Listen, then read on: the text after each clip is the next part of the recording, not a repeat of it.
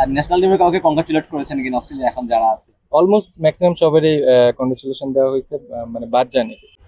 Cricketer কেমন লাগছে? না, অবশ্যই এই ধরনের ম্যাচ জিতলে আমরা অনেক ইন্সপায়ারিং হই, আর এটা আমাদের জন্য অনেক বড় একটা অ্যাচিভমেন্ট। তো অবশ্যই অ্যাজ এ ক্রিকেটার এটা আমাদের জন্য অনেক ভালো সাইন।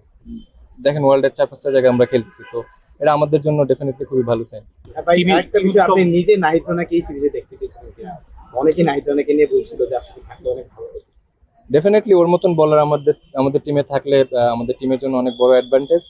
যেহেতু যারা ছিল অ্যাভেলেবেল, ওরা ওদের বেস দিয়ে জিততে পারছে, এটাই ভালো জিনিস যে আমাদের পাইপলাইন ন্যাশনাল টিমে যারা আছে ওরা ভালো করতেছে।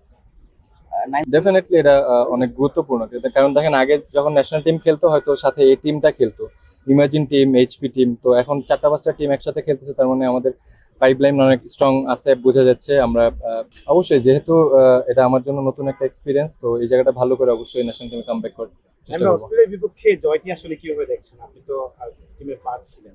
নেক্সট ওয়ার্ল্ড কাপটা সাউথ আফ্রিকাতেই হবে, সেখানে আপনি খেলতে যাচ্ছেন, মানে এটা এক্সট্রা মোটিভেশন হিসেবে কাজ করছে, কিন্তু ওখানে পারফর্ম করলে জাতীয় দলে আবার ফেরার রাস্তাটা মানে সহজ হয়ে যাবে।